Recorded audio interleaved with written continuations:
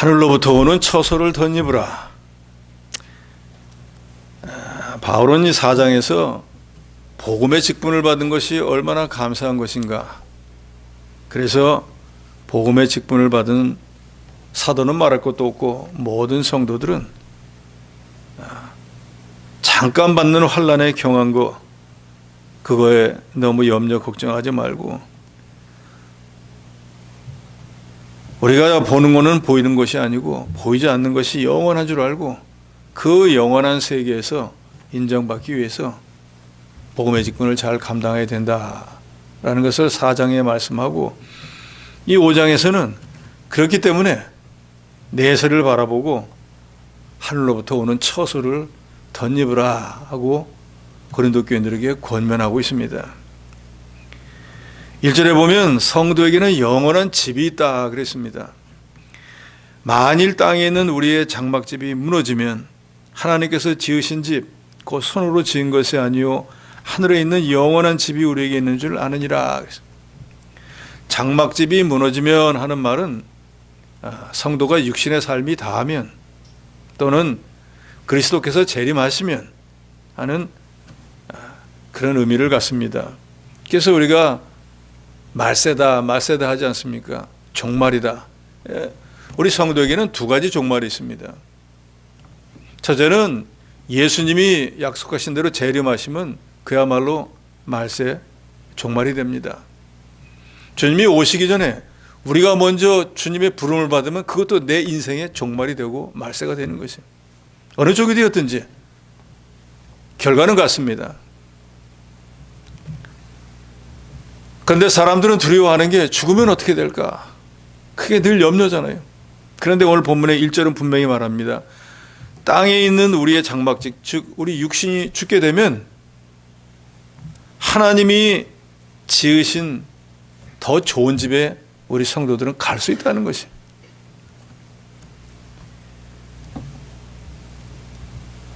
창세기 3장 19절에 보면은 내가 얼굴에 땀이 흘러야 식물을 먹고 필경은 흙으로 돌아가리니 그 속에서 내가 취함을 입었음이라. 너는 흙이니 흙으로 돌아갈 것이니라 하고 하나님이 말씀합니다. 하나님이 최초의 인간을 흙으로 빚으셨잖아요. 그러니까 흙으로 빚은 육체가 흙으로 돌아가는 것은 당연합니다. 그런데 그 수명이 얼마인 것은 뭐 각각에 따라 다 다르겠죠. 그러나 중요한 것은 흙으로 지음받은 이 육신이 다시 흙으로 돌아간다는 거예요. 그래서 우리 육신은 마치 흙으로 돌아가야 될 장막과 같습니다. 언젠가는 쓰러질 거예요. 그리고 흙으로 돌아갈 거예요. 그런데 우리가 이 육신의 장막이 무너진다고 해도 하나도 염려 걱정할 것이 없는 것은 이 육신의 장막, 우리가 쓰고 있던 것보다 더 좋은 부활체와 더 좋은 세상이 우리를 기다리고 있다는 거예요. 우리 인간들이 집을 지으려면 얼마나 수고가 많습니까? 나는 뭐 잘 지었다고 해도 하나님이 지은 집과는 비교할 수가 없습니다. 바울은 하늘에 있는 하나님이 성도를 위해서 이미 지어놓은 그 집이 이 세상의 어느 것과도 비교할 수 없다고 분명히 말합니다. 그래서 그 나라에 대한 확실한 소망을 가지고 있었기 때문에 오늘 1절에도 우리에게 육신이 점점 후패지고 낡아지고 죽는 거 두려워하지 말라는 거예요. 그래서 2절에 보니까 참으로 우리가 여기서 탄식하며 하늘로부터 오는 우리 처소로 덧입기를 간절히 사모하노라 그랬습니다.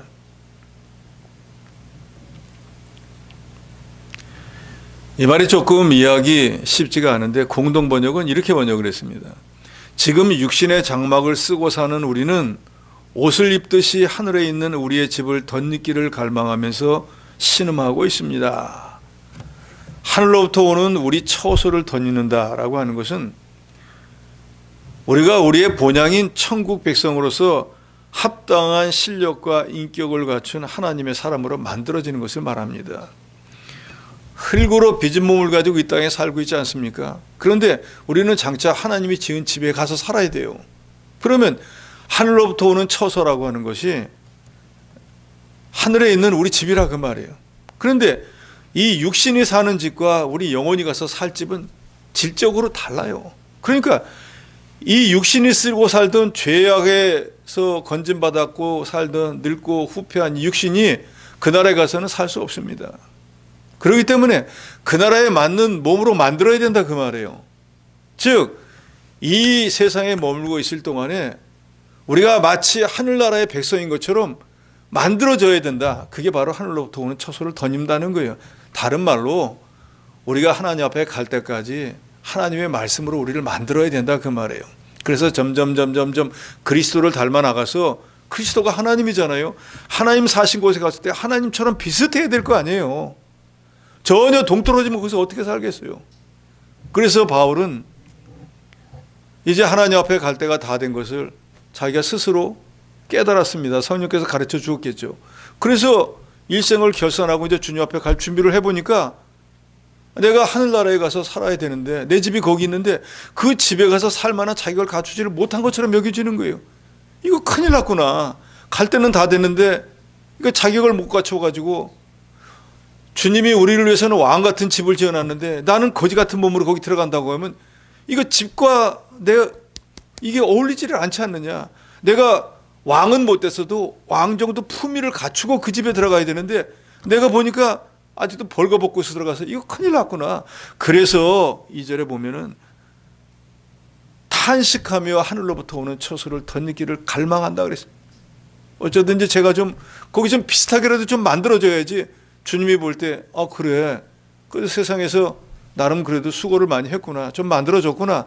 야, 이제 책망은 안 받을 건데, 아니 너는 어떻게 집은 좋은데 옷은 벌거벗고 오느냐 하면은 부끄럽지 않겠어요. 그걸 생각하니까 사도 바울처럼 많이 만들어진 사람인데도 불구하고 이거 주님 앞에 갈 때가 다 됐는데 이 몸은 안 되는데, 이러면 아직 자격이 없는데 해서 탄식했다는 것이. 오늘 우리에게 시사하는 바가 많습니다. 이 땅에서 우리는 좀 좋은 차 타고 좋은 집에 있고 뭐 권세가 조금 있으면 그게 대단한 걸로 여기지만, 오늘 밤이라도 주님이 그런 사람을 불러갔으면 주님 앞에 가서 그 권세를 떨겠습니까? 그 집 자랑을 하겠습니까? 그 차가 뭐가 의미가 있겠어요? 아무 의미가 없어요. 우리도 우리 자신을 스스로 시시때때로 되돌아봐야 됩니다. 주님이 오늘 밤에 부르면 과연 주님 앞에 섰을 때 부끄러움을 당할 것인가? 칭찬을 받을 것인가? 날마다 생각을 좀 해봐야 됩니다. 또 저도 여러분도 언제 어느 때 하나님이 부를지 그건 누구도 몰라요. 준비가 되었다고 하면 무슨 염려가 있겠습니까? 그런데 준비되지 않았다고 하면 큰 걱정이잖아요. 우리 모든 성도들도 사도 바울처럼 이 땅에서 부패한 육신의 장막을 입고 살고 있지만 하나님의 자녀처럼 거룩하고 신령한 몸으로 만들어져서 정말로 하나님이 만든 그 집에 들어가서 살기에 부끄러움이 없게 거기에 합당한 그런 인격과 실력을 갖춰야 됩니다. 그래서 베드로전서 2장 11절로 12절에 보면 사랑하는 자들아, 나그네와 행인 같은 너희를 권하노니 영혼을 거스려 싸우는 육체의 정욕을 제어하라. 우리 육신은 편하고 좋은 거 자기 욕심대로 하고 하는 그런 것들 있잖아요. 그걸 제어해야만, 즉 육신의 욕심을 자꾸 성령의 도우심으로 눌러야지 점점 그리스도의 사람으로 만들어질 수 있다는 거예요. 예수 믿고 난 데도 가고 싶은데 다 가고 하고 싶은 거 다 하면서 어떻게 하나님 사람으로 만들어지겠어요? 내 육신을 위해서, 내 육신의 유익을 위해서 하던 걸 줄이고 그걸 하나님을 위해서 해야지 조금씩 만들어지는 거 아니겠습니까? 다른 말로 내 육신의 편안함과 내 육신의 유익을 위해서 쓰던 시간을 자꾸 줄여서 그걸 하나님을 위해서, 교회를 위해서 써야지만 하늘로부터 오는 처소를 조금씩 입어나간다 그 말입니다. 우리는 나그네나 행인처럼 잠시 잠깐 왔다 가는 거잖아요. 우리 믿는 사람들은 그래서 이 세상에 머무는 시간을 이렇게 생각해야 됩니다. 우리의 본향인 하늘나라에서 사는 것을 준비하는 기간인 거예요. 그냥 이 땅에서 먹고 마시다 가는 게 아니라 영원한 나라에서 어떤 위치에 어떻게 주님에게 인정받을 것을 이 땅에 있는 동안에 만드는 거예요.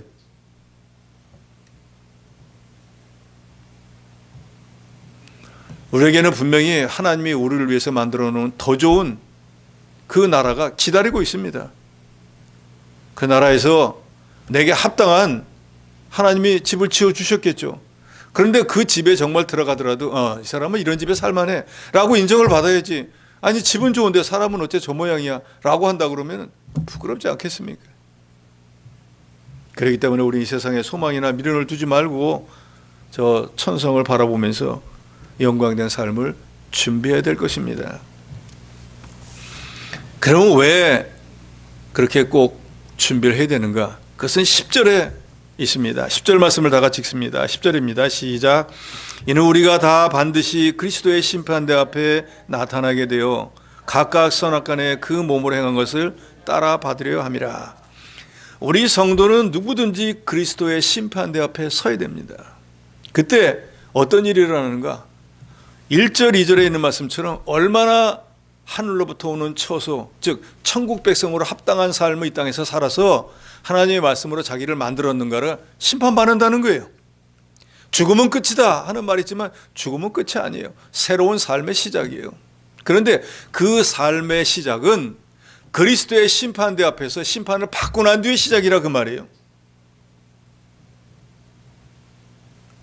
우리 성도는 예수 그리스도 구속의 은혜로 그 구속을 믿음으로 우리는 아무것도 한 게 없는데 예수가 내 죄 때문에 십자가에 피로 죽었다 하는 걸 내가 믿기만 함으로 죄사함을 받고 의인이라고 칭함을 받게 되었습니다.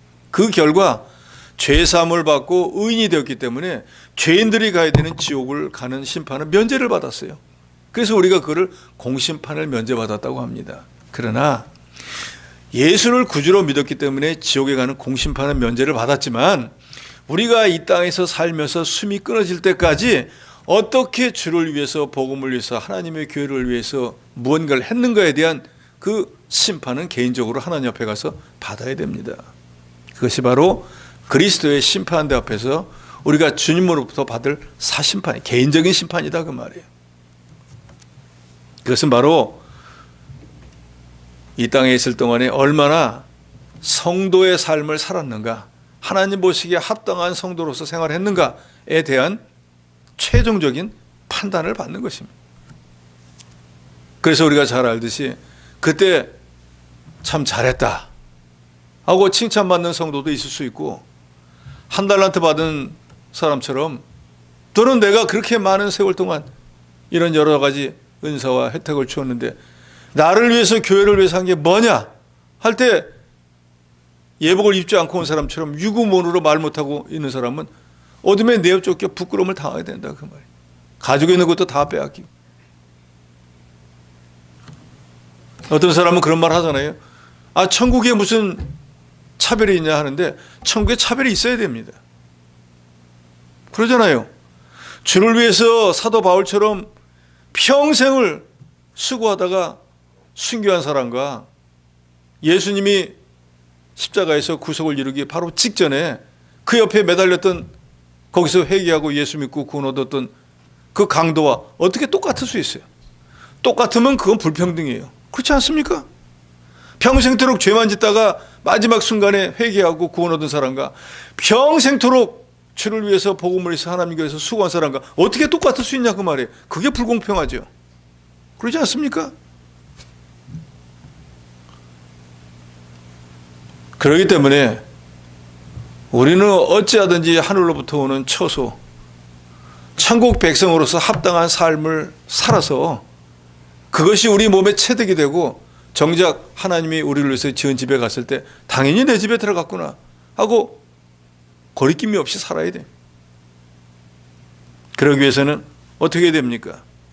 3절에 이렇게 입기를 원함은, 이렇게 천국 백성으로 만들어지기를 원하는 것은 우리가 벗은 자로 발견되지 않으려 함이라. 바울이 말합니다. 내가 왜 천국 백성으로 만들어지기를 원하나? 내가 왜 구원을 이루기를 원하나? 왜 그리스도의 사람으로 만들어지기를 원하나? 그것은 그렇게 만들어지지 않으면 마치 벗은 자와 같기 때문에.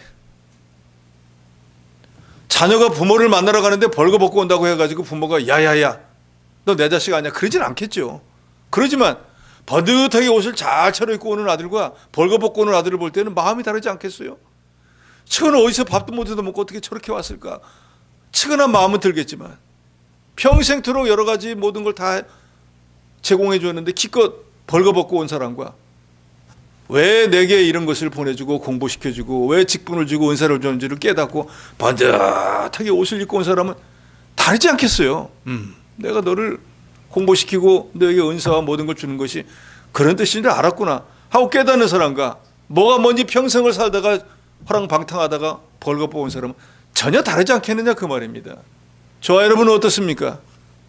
나를 위해서는 온갖 좋은 것을 다 쓰고 주를 위해서는 아무것도 못해서 벌거벗고 주님 앞에 가면은 부끄럽지 않으시겠어요? 그런데 그것이 그 그리스도의 심판대 앞에 몇 초가 아니라 그 말이에요. 영원한 생명 동안 계속 그러고 살아야 된다 그 말이에요. 우리가 이걸 생각해야 됩니다.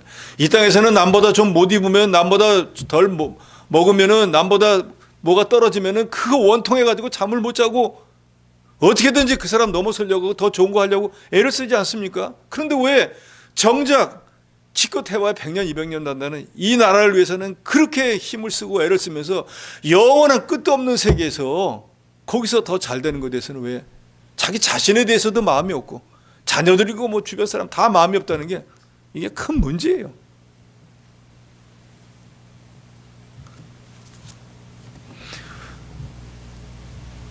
구절로 10절에 이렇게 말씀하고 있지 않습니까? 그런즉 우리는 거하든지 떠나든지 주를 기쁘시게 하는 자 되기를 힘쓰노라.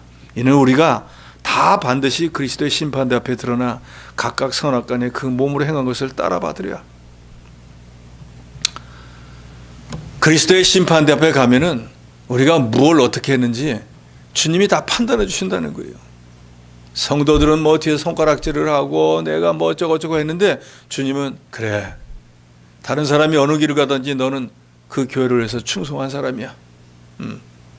인정해 주신다 그 말이에요. 그러면 그게 참된 인정인 거예요.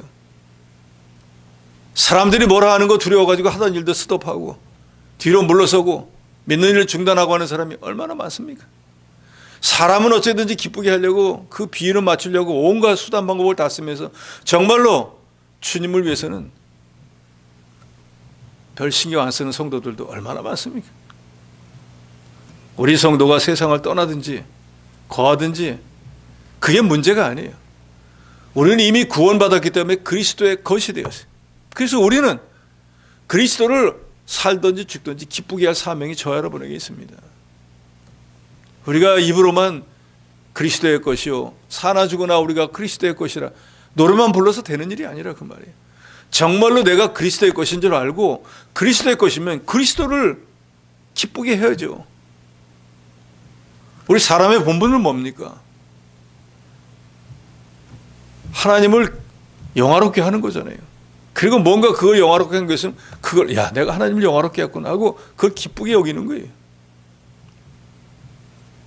그게 인생의 제일 되는 목적이고 그런 일을 해야지 그리스도의 심판대 앞에 섰을 때 우리가 부끄러움을 당하지 않습니다. 구원을 잘 이루어서 그리스도의 여러 가지 품성을 많이 닮아간 성도는 말할 것도 없이 주님이 칭찬하시겠죠. 그런데 그리스도를 많이 닮아 나간다는 게 얼마나 어려운 일이에요. 그렇지 않습니까? 나도 내 생각이 있고 자존심이 있고 나를 위해서 하는 욕심이 다 있는데 그걸 절제해야만 그리스도의 사람으로 만들어질 수 있는 거예요. 우리가 알듯이 세상에서는 자기를 드러내고 자기 위엄과 여러 가지를 광고하는 사람이 큰 사람이 되려면 모르지만 하나님의 교회에서 큰 자, 우두머리는 어떤 사람입니까? 섬기는 자예요. 나의 것을 가지고 남을 위해서 희생하는 자예요. 이게 얼마나 어려운 일이에요. 내 것을 남을 위해서 어떻게 희생합니까? 못 줘요. 그런데 하늘나라에서 큰 자가 되려면 내 것을 희생해야 돼요. 그래서 우리 주님이 이 우주에서 제일 큰 자가 되셨잖아요. 왜요? 택자를 위해서 자기 목숨까지 주셨으니까요.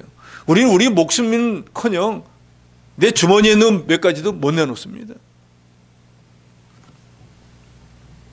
그렇기 때문에 그리스도의 심판 앞에 갔을 때 잘했다 칭찬받는 것은 쉬운 일이 아니에요. 우리가 나그네 생활을 헛되이 보내지 말고 하늘로부터 오는 처소를 덧입어서 죽을 것이 많이 생명에게 삼켜지도록 해야 상급받는 사람이 됩니다. 그래서 4절에 바울은 말하지 않습니까? 참으로 이 장막에 있는 우리가 지금 육신을 쓰고 살고 있는 우리가 짐진 것 같이 탄식하는 것은 왜 내가 사도가 되어서 복음을 전하고 여러 생명을 구했음에도 불구하고 탄식하고 있느냐? 벗고자 함이 아니요 오히려 덧입고자 함이니 죽을 것이 생명에 삼킴바 되게 하람이라 그랬습니다. 어찌하든지 하늘로부터 오는 처소를 더 덧입어서, 즉 하나님의 사람으로 조금 더 만들어져서 주님을 기쁘시게 하고 그리스도의 심판 앞에 갔을 때는 잘했다 칭찬받는 그런 사람이 되어야 마땅한데, 스스로 생각해 보면 아직 거기까지 이르지 못했기 때문에 그걸 애통하게 여겼다는 것입니다.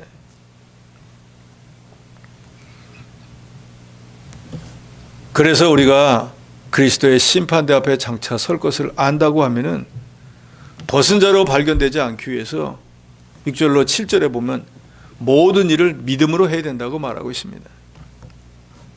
6절에 그러므로 우리가 항상 담대하여 몸으로 있을 때에는 주와 따로 있는 줄을 아노니 이는 우리가 믿음으로 행하고 보는 것으로 행하지 아니함이라. 우리는 보는 것으로만 행하는 것이 아니고 믿음으로 행하는 자가 되게 됩니다. 4장 18절에도 보면 우리의 돌아보는 것은 보이는 것이 아니요 보이지 않는 것이니 보이는 것은 잠깐이요 보이지 않는 것은 영원함이라 그랬어요. 그런데 우리 성도들이 많이 착각하는 건 보이는 것은 잠깐인데 사람들에게는 잘 보이려고 하는 거예요. 그건 잠깐인데 주님의 나라는 보이지 않지만 주님을 위해서 한 것은 영원히 남아있었고 우리 상급이 돼서 장차 주님에게 칭찬과 인정을 받을 것인데, 거기는 주님이 보이지 않으니까 별 신경을 안 쓰고 사람들 눈에 보이는 거기 잘 보이려고 아부도 떨고 뭐 온갖 비유를 맞추고 한다 그 말입니다.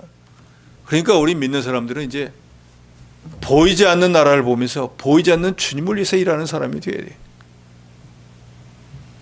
저도 여러분도 주를 위해서 일하지만 사람에게 인정받으려고 하면은 하나님의 일 못합니다. 사람은 믿을 바가 못 되거든요. 우리가 알잖아요. 사람은 그저 사랑할 바예요. 다 허물이 있어서 누구라고 할 것도 없어요. 목사고 성도고 장로고 다 똑같아요. 저도 여러분에게 우리 주님처럼 죽을 때까지 참으라고 가르치지만 까닭없이 뒤통수 10대만 때려보세요. 참아집니까? 안 된다고요. 아직까지 만들어지지 못해서 누구라 할 것도 없어요. 다 비슷해요. 그렇지만 히브리서 11장에 있는 말씀처럼 믿음으로 사는 사람은 세상이 감당하지 못합니다. 모든 죄를 이길 힘도 오직 믿음뿐이. 그렇기 때문에 우리 성도들은 모든 걸 믿음의 눈으로 보고 행하는 사람이 되어야 됩니다. 똑같은 일을 겪을 때에도 육신적으로 생각을 해갖고 아이 재수가 없다, 운이 없다 만 할 게 아니라 왜 이런 일이 내게 왔을까 자신 한번 되돌아봐야 돼요. 우리 믿는 사람은,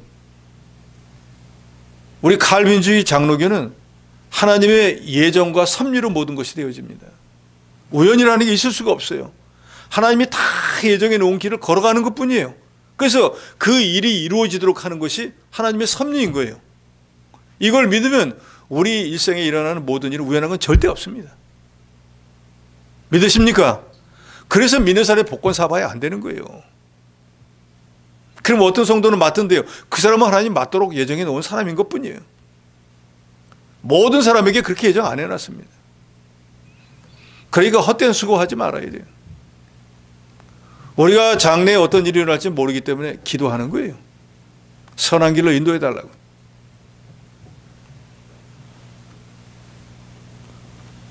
믿음으로 하나님의 말씀을 받고 믿음으로 순종해서 그 말씀이 이루어지고 하나님의 나라를 이루어 나가는 사람이 되어야 됩니다. 보이는 것은 잃어버리지만 보이지 않는 것은 영원한 것이기 때문에 날마다 그 보이지 않는 것을 위해서 이루어 나가는 것이 참된 성공이에요.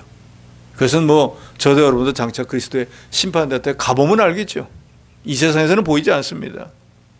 그러니까 우리 성도가 하나님의 말씀만 믿고 행하는 자가 될 때 하늘로부터 오는 처소를 덧입어 나가게 되는 것입니다.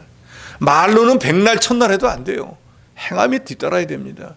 그게 자기의 믿음으로 만들어지는 것이고, 그게 구원을 이루어 나가는 것이고, 그게 하늘로부터 오는 처소를 덧입는 거예요.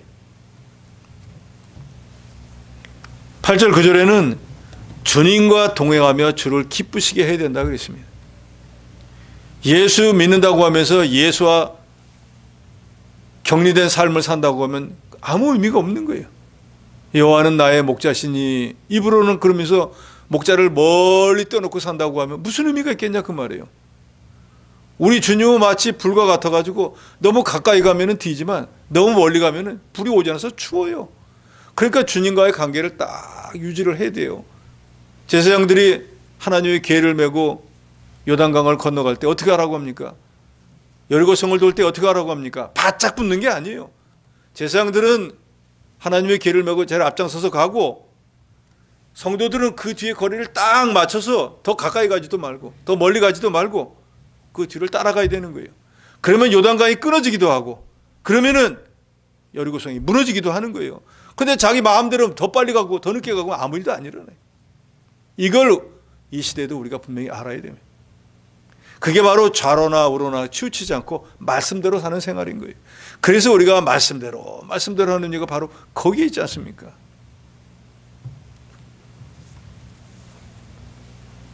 8절에 우리가 다음 대에 원하는 바는 차라리 몸을 떠나 주와 함께 있는 그것이라. 이 말은 뭔가 하면 바울은 차라리 이 수고와 슬픔뿐인 세상보다는 주님이 나를 위해서 지어오는 그 세상에 가서 평안을 누리는 게 훨씬 더 좋다 그 말이에요. 사실 그렇잖아요. 그렇지만 9절에 우리는 몸으로 있든지 떠나든지 주를 기쁘시게 하는 자가 되기를 힘쓰노라. 어차피 우리는 구원받아서 하나님이 정해놓은 이 생의 삶을 살고 그것을 마치면 이제 영원한 세계로 갈 거예요. 그러니까 여기 살든 저기 살든 주님을 모시고 사는 건 똑같은 거예요. 주님이 허락하신 동안에는 이 생의 삶을 살고 그것이 마치고 나면 그 다음에 내세에 가서 주님을 모시고 사니까 우리가 해야 되는 건 뭐예요? 이 땅에 있든지 천국에 있든지 주님을 기쁘시게 하는 그거를 이루는 게 중요한 것이지, 천국에 가느냐 이 땅에 사느냐 이게 중요한 게 아니라 그 말이에요. 저와 여러분도 정말로 이걸 믿는다고 하면 이 땅의 삶에 별로 의미가 없어요. 우리가 어떻게 주님을 기쁘시게 하고 있느냐 그게 중요한 거지, 천국 갔냐 못 갔냐 그게 중요한 게 아니라 천국은 어차피 갈 거예요. 내가 예수를 부인하지 않느나 여기 계신 분은 다 천국 갑니다.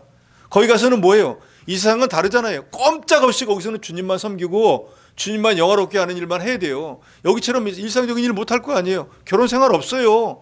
어디 뭐 시장 보러 다닐 일 없다니까요. 시장 갈 일 없어요. 거기서 뭐 하겠어요?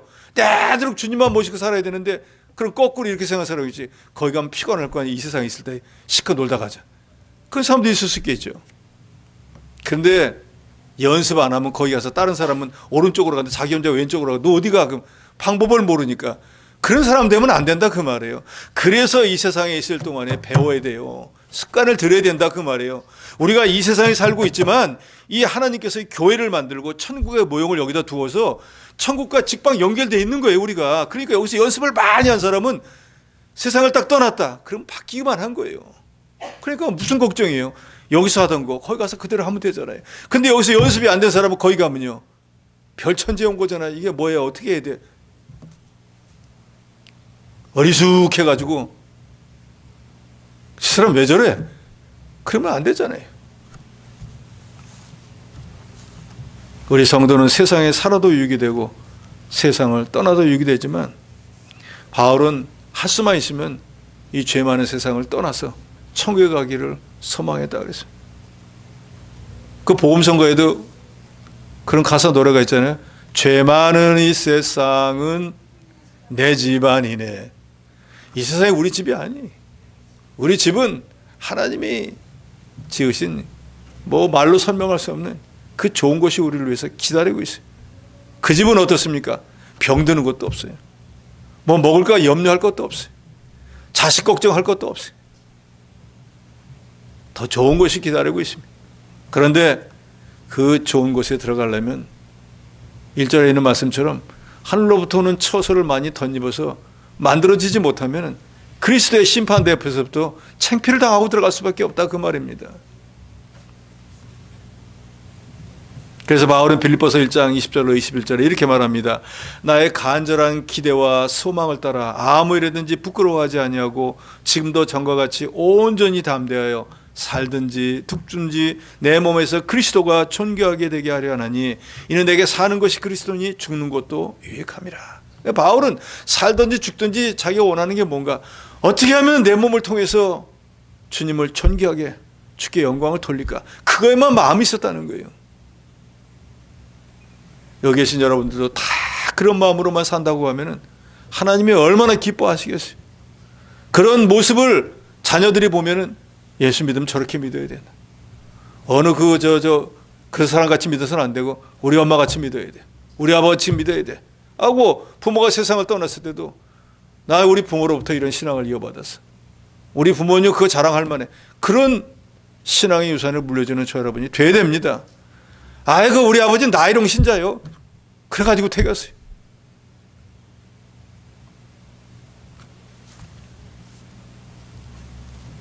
그리스도의 심판대 앞에 저 여러분이 반드시 서야 되기 때문에 우리가 벗은 자로 발견되지 않도록 위로부터 오는 처소를 많이 덧입고 가기 위해서 힘써야 됩니다. 마지막으로 11절에서 21절까지는 그렇기 때문에 우리 성도는 주를 위해서 살아야 된다는 것을 장황하게 설명하고 있습니다. 15절 16절을 같이 읽습니다. 15절 16절입니다. 시작.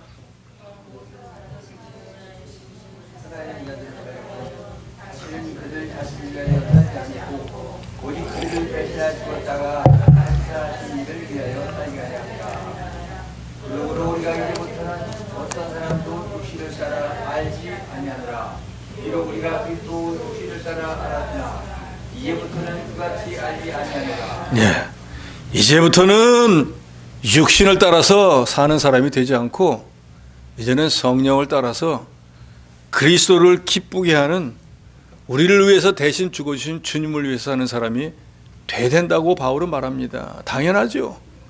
우리가 예수를 구주로 믿고 난 뒤에 우리는 믿었지만 우리가 그렇게 믿도록 하기 위해서 주님은 실제로 십자가에 피 흘려 죽어주셨어요. 고통을 당했다 그 말입니다. 그리고 너는 내 것이라 하시면서 이제는 너희가 이 세상에 있을 동안에 내가 본을 보인 것을 잘 보고 따라오라는 거예요. 그리고 자신을 그리스도의 사람으로 만들어서 하나님 나라에 오라는 거예요.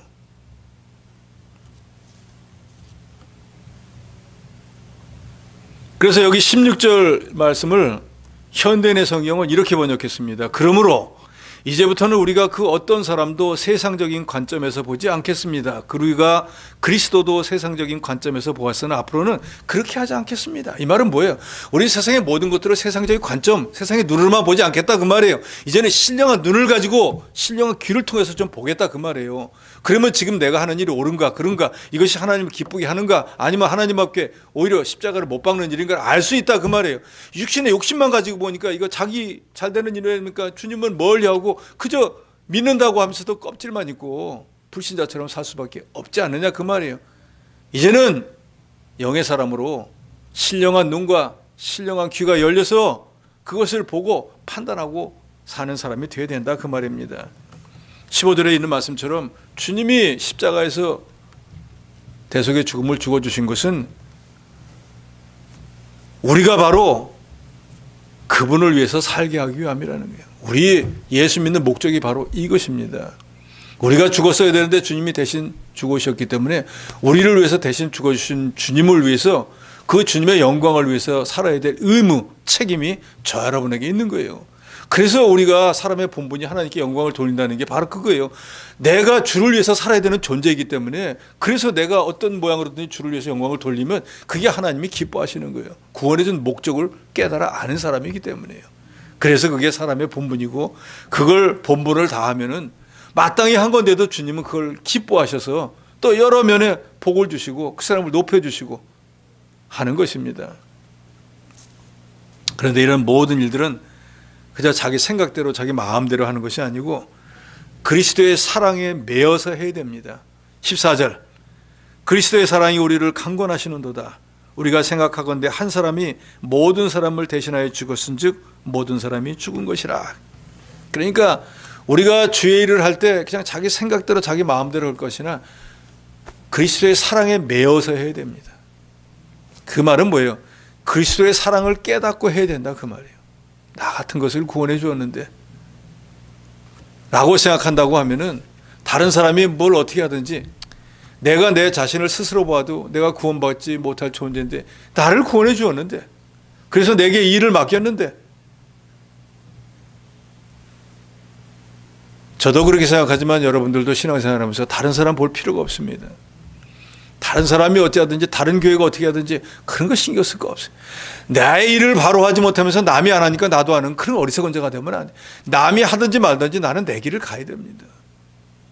다른 교회가 선교 안 하니까 우리도 안 한다. 그래서는 안 된다는 거예요. 다른 교회가, 다른 사람이, 다른 신자가 어떻게 하든지 나는 내가 깨달은 대로 하면 되는 거예요. 우리는 그리스도의 사랑에 이끌려서 모든 일을 해야 됩니다. 강권한다 하는 말은 붙든다, 둘러싸고 밀어낸다, 이런 뜻입니다. 하나님께서 우리 모든 성도들의 마음을 강제로 권해서 이 모든 일을 하도록 하셨어요.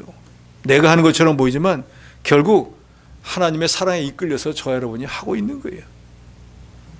그래서 우리가 죄를 열심히 하다가 못하는 사람 보면 첫사랑을 찾으라 하는 게 바로 그런 거잖아요. 18절로 19절에 보면 예수님이 우리 대신 죽어주심으로 우리가 하나님과 화목하게 된 것을 말하고 있습니다. 그래서 20절로 21절에는 주님이 너희를 위해서 대신 죽어주시고 하나님과 원수됐던 자리에서 화목하게 하셨으니까 이제 고린도 교인들아, 너희들은 그 주님의 본을 본받아서 너희는 하나님과 화목하고 성도들끼리 서로 화목하는 사람이 되라 하고 바울이 권면합니다. 그래서 19절에 보니까 18절에 보면 모든 것이 하나님께로 났으며 그가 그리스도로 말미암아 우리를 자기와 화목하게 하시고 또 우리에게 화목하게 하는 직분을 주셨다 그랬어요. 사도의 직분은 화목하게 하는 거예요. 그 말은 뭐예요? 지금 하나님과 원수가 돼가지고 지옥으로 가고 있는 사람들을 복음을 전해가지고 깨닫게 하고 예수를 믿게 해서 하나님과 화목시키는 거예요. 그게 사도의 직분이에요. 오늘 이 시대에 사도가 포함한 모든 성도들의 직분이 다 그거인 거예요. 우리는 이 은혜로 구원받아서 하나님과 화목하고 천국 백성이 되었잖아요. 그러니까 아직까지 하나님을 몰라갖고 하나님과 원수가 되어가지고 지옥으로 가고 있는 사람들을 어떻게든지 복음의 말씀을 전해가지고 그 사람들을 구원해내는 일을 해야 됩니다. 하물며 하나님을 모르는 자들도 화목시켜가지고 구원해내는데 성도들끼리 서로 화목하지 못해갖고 고린도 교회는 분쟁이 일어났잖아요. 당파를 지어가지고 믿는 일을 하면서 당파한 거예요. A가 좋다, B가 좋다, C가 좋다. A, B, C가 다 좋은 거예요. 싸울 일도 없는 거예요. 그런데 자기가 좋아하는 사람만, 그 사람만 높여야 된다고 주장하는 거기 때문에 A, B, C가 나와가지고 싸우게 된 거잖아요. 화목한다고 할 때 주님이 헬라인은 화목 안 시키고 유대인만 화목시킨 게 아니잖아요. 종파에 관계없이, 인종에 관계없이, 남녀노소에 구분 없이 모든 사람을 화목시킨 것처럼 우리가 이 그리스도의 화목해 하신 이 은혜를 깨닫고 성도들 간에도 모든 것을 사랑으로 덮어주고 용서하고 그래서 하나가 되어야 된다는 것을 말하고 있습니다. 1절에 왜 이런 말씀을 합니까? 왜 위로부터 오는 초소를 많이 덧입으라고 합니까? 그리스도의 심판대 앞에 서게 되기 때문에. 고린도 교인들아, 너희가 이 원리를 모르고 너희가 서로 잘났다고 싸우고 다투고 하다가 주님이 부르시면 너희는 하나님 앞에 가서 어떻게 할 것이냐? 그리스도의 심판대 앞에서 무슨 말을 할 것이냐? 저희는 싸우다가 왔는데요 라고 할 것이냐? 주께서 너희에게 교회를 세우시고 너희를 성도로 삼으시고 너희에게 직분을 주시고 은사를 주신 목적이 뭐냐? 너희가 서로 잘났다고 싸움이나 하라고 그런 거 아니지 않느냐? 바울은 그걸 말하고 있어요.